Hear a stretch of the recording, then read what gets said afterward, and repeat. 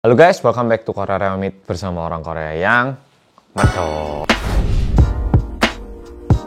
Di video kali ini, aku pengen menceritakan sebuah kejadian yang membunuh sekitar 2,7 juta orang di Korea.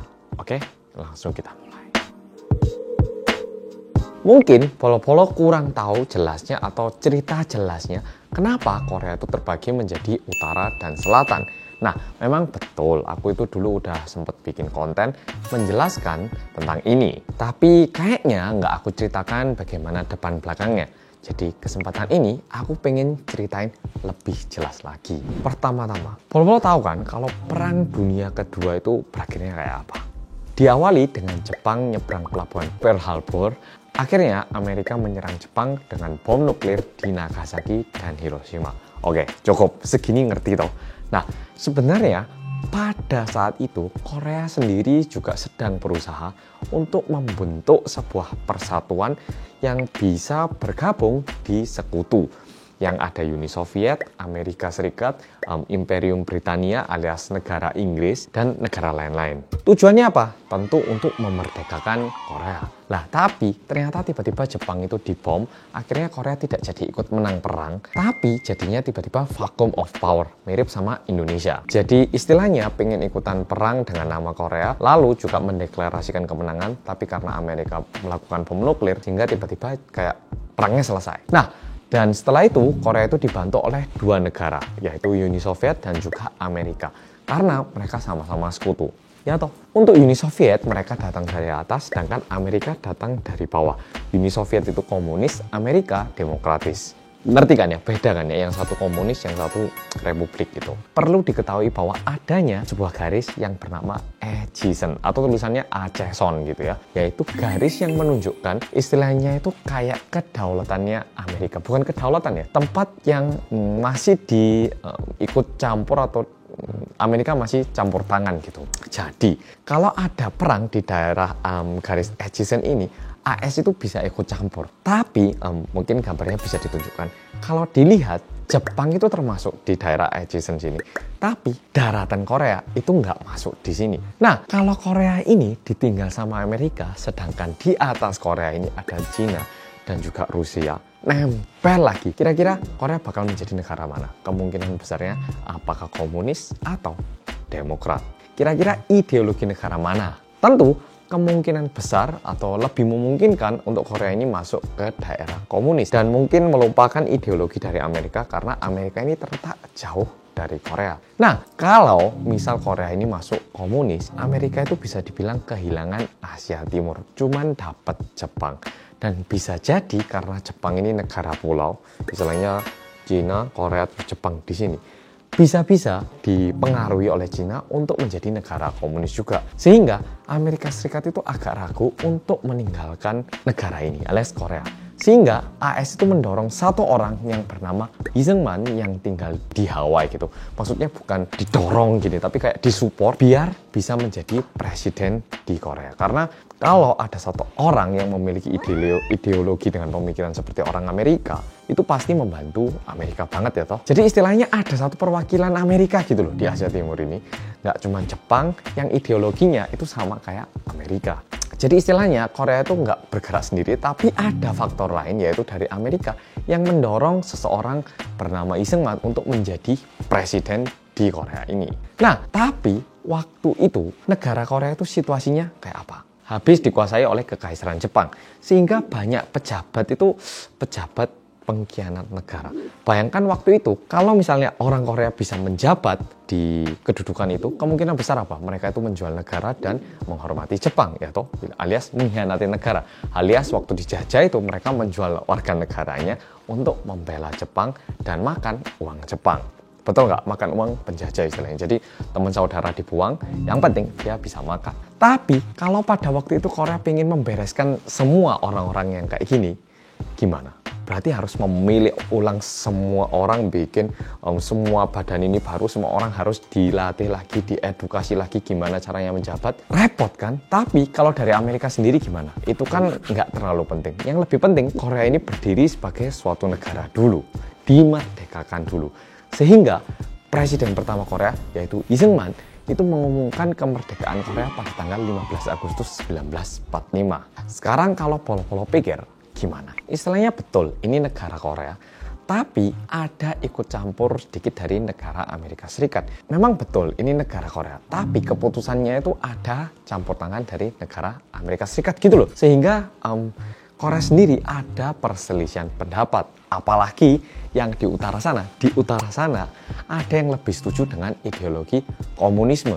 Nah, orang itu namanya Kim Il-sung. Dan dia beranggapan Korea bagian selatan itu masih banyak pejabat-pejabat ataupun penjilat-penjilat yang dulunya itu kerja untuk Jepang, sekarang masih menjabat. Sehingga orang yang bernama Kim Il-sung yang merupakan seseorang yang memiliki ideologi keras tentang komunisme ini berpikir, aku ini harus membebaskan orang-orang Korea yang sekarang ini diduduki di bawah penjilat-penjilat yang jelek itu. Dan aku pengen orang-orang ini tak masukkan ke dalam komunisme karena ideologiku lebih bagus. Paham nggak sampai sini? Jadi ada dua pemimpin, dua ideologi dengan adanya pro dan kontra masing-masing. Setelah itu, waktu berjalan selama 5 tahun. Dan selama itu Korea Selatan tidak mendapat bantuan senjata. Jadi kayak Amerika itu udah merdeka kan, Korea itu dibantu tapi nggak diberi senjata karena takutnya terjadi perang. Sedangkan Korea Utara itu mendapatkan suplai senjata dari Cina dan Uni Soviet. Dan suatu hari, tepatnya pada tanggal 25 Juni tahun 1950, terjadilah penyerangan dari Korea Utara. Dan mereka ambil kota Seoul. Bayangkan dari Korea Utara nyerang gitu ya. Dan mengambil kota Seoul itu hanya dalam waktu 3 hari. Dan pemerintah Korsel ditekan habis-habisan. Cus gitu ya. Dan Korea ini, Korsel yang sekarang ini, lari sehingga pemerintahannya itu cuma ada di daerah Busan. Nah, makanya kalau Polo-Polo lihat perumahan-perumahan di Busan itu banyak yang di gunung-gunung. Karena waktu itu pemerintahan Korsel dan penduduk-penduduknya itu lari gitu loh. Karena diserang dari Korea Utara. Korea Selatan waktu itu dalam waktu 1 bulan itu udah amblas. Kalau Korea segini, Korea Utaranya itu udah segini, Korsel tinggal sekian kecil satu kota. Dan nggak ada senjata lagi. Persiapan juga nggak ada. Seketika itu, Amerika tentu nggak pengen kehilangan Korea Selatan. Jadi mereka pengen ikutan perang. Tapi seperti yang tadi sudah sampaikan, Korea ini nggak masuk di dalam garis adjacent. Sehingga Amerika Serikat itu nggak bisa ikut campur tangan.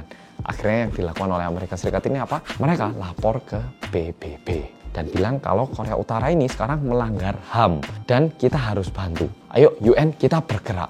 Dan salah satu alasannya karena tidak ingin kehilangan Korsel yang ideologinya sama dengan Amerika. Nah akhirnya setelah 1 bulan, Amerika itu baru bisa nyampe ke Busan.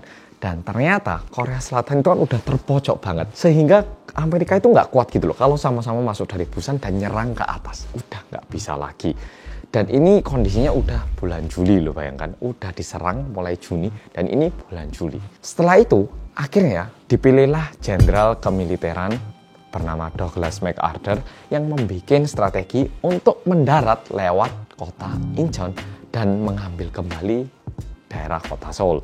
Nah, mungkin banyak yang mikir, kenapa harus ngambil kota Seoul? Karena kota Seoul ini merupakan pusat penghubung semua tempat di Korsel. Istilahnya dari Seoul ini ada jalan tol kemana, jalan tol kemana, jalan tol kemana. Jadi MacArthur ini melihat Seoul itu penting banget. Dan MacArthur membuat rencana teriak di timur, serang di barat. Beberapa tentara pelajar waktu itu kayak itu dari Busan dikirim ke daerah lain yang namanya Jangsa. Mereka itu berpura-pura seperti mereka ini mau menyerang, melakukan perlawanan dari daerah yang namanya Jangsa di atasnya Busan itu.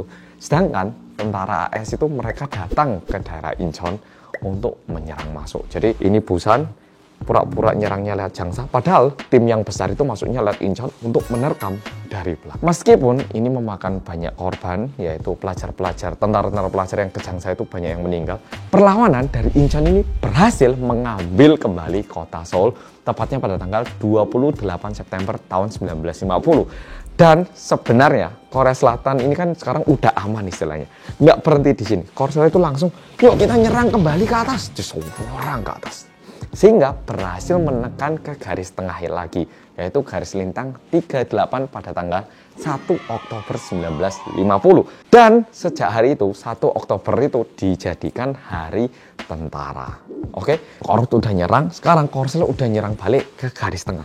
Nah, sudah garis tengah, Korsel ini nyerang lagi terus ke atas. Dan berhasil ngambil kota Pyongyang sekarang. Ibu kotanya Korut itu. Itu udah berhasil diambil pada tanggal 19 Oktober 1950. Sekarang udah gila tuh istilahnya, yang pertama menang Korut, sekarang Korsel udah nyerang atas. Setelah ini, Korsel ini masih nyerang bareng. Tentu dengan tentara-tentara dari Amerika itu tadi. Nah, udah diserang, udah sampai deketnya Cina. Korut itu udah tinggal dikit gitu. Udah sampai sana. Kalau misalnya ini berhasil, mungkin Korea sekarang nggak ada yang namanya Korea Utara, Korea Selatan. Adanya itu Korea satu gitu ya, satu peninsula. Tapi negara Cina yang ada di belakang Korut ini tentu nggak bisa tinggal diam. Dan waktu itu Cina sendiri kan ada peperangan politik. Apakah mereka mau jadi komunis atau demokrat? Yang demokrat akhirnya kalah, mereka pindah menjadi Taiwan. Sehingga Cina yang komunis ini pengen membantu Korut juga, nggak pengen kekalahan ya toh. Akhirnya Cina ini mulai ngasih bantuan ke Korut berupa sumber daya manusia dan juga senjata. Tapi katanya waktu itu Cina itu punya lebih banyak orang dibanding senjata. Jadi setiap 3 prajurit senjatanya itu cuma satu. Yang satu bawa kayak seruling sama kayak alat musik lain. Nah, bayangkan Amerika waktu itu udah canggih, udah pakai pesawat tempur, terus tinggal ngelempar bom dari atas, dar. Bayangkan udah punya nuklir ya tuh. Senjatanya tuh pokoknya lengkap banget, udah keren gitu. Tentara yang melawan AS yang dari Korut ini nggak habis-habis gitu loh. Dibunuh ya datang lagi, dibunuh datang lagi. Udah gitu, pas siang hari itu mereka nggak kelihatan. Malam hari pas nggak kelihatan itu mereka itu sambil menyanyikan alat musik itu turun gitu.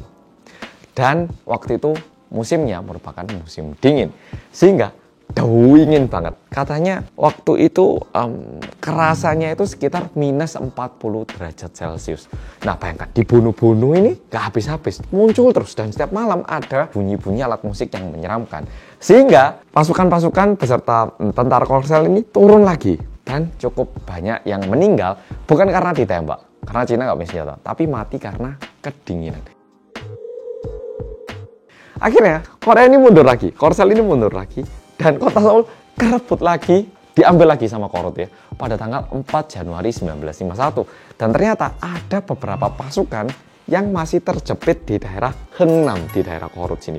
Nah, mereka udah terjepit gimana? Akhirnya mereka naik kapal turun ke Busan kan ya. Nah, mereka udah terjepit di sini. Tentara AS yang udah terjepit di sini, mereka mau naik kapal. Tiba-tiba ada warga-warga Korsel yang datang. Kami tolong diangkut juga. Waktu itu kapasitas penumpang yang bisa ditampung itu cuma 13 orang. Karena ini merupakan kapal yang ngangkut tentara dan juga senjata-senjata. Tapi warga Korsel yang datang itu 100.000 orang.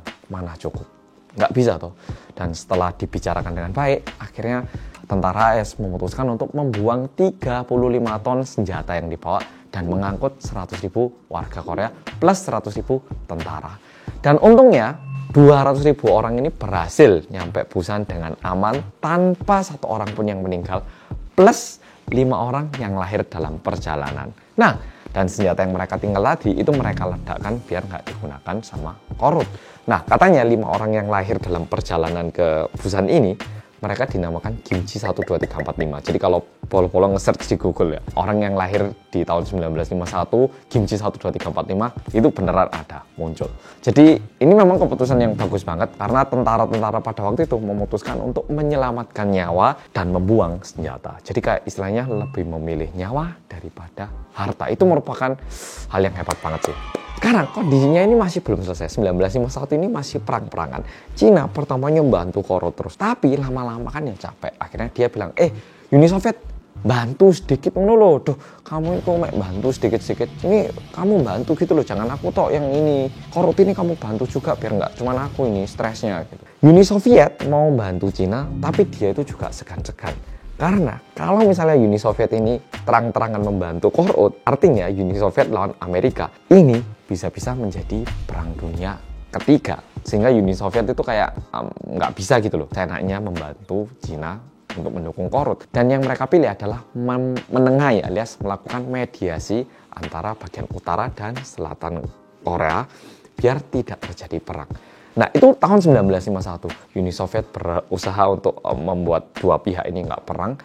Tapi ini terus berlanjut selama 2 tahun karena dua-duanya masih nggak jelas gitu loh administrasinya. Dan 2 tahun setelah itu, tepatnya pada tanggal 27 Juli 1953, barulah perang ini diistirahatkan. Dan diakibatkan perang ini, ada 1,6 juta tentara yang meninggal dan juga kurang lebih ada 1 juta penduduk yang meninggal. Dan ditambah lagi adanya sekitar 100.000 anak yatim piatu. Istilahnya yang menang benar-benar jadi arang, yang kalah benar-benar jadi abu. Tapi masalahnya nggak ada yang menang, nggak ada yang kalah. Dan hingga saat ini perangnya itu masih istirahat tanpa suatu putusan yang jelas. Istilahnya kita ini damai atau kita bersatu, masih belum ada. Istirahat itu terbawa hingga sekarang, dan pada awalnya ekonomi Korea Selatan itu jauh lebih di bawahnya Korea Utara. Tapi seperti yang Polo-Polo tahu, sekarang Korsel jadi lebih memimpin dan jadi lebih baik lagi daripada Korea Utara. Nah, Polo-Polo, memang cerita kali ini bukan cerita psikopat ataupun pembunuhan. Tapi aku berharap Polo-Polo terhibur melalui cerita kali ini. Ya, jadi nggak tahu nih cerita sejarah apakah menjadi menarik atau enggak. Tapi aku berharap cerita kali ini menjadi menarik buat Polo-Polo. Dan melalui cerita ini kita jadi tahu yang menang itu jadi arang dan yang kalah jadi abu. Oke Polo-Polo, video kali ini sampai di sini. Terima kasih sudah nonton dan sampai jumpa di video Detektif Reomit berikutnya.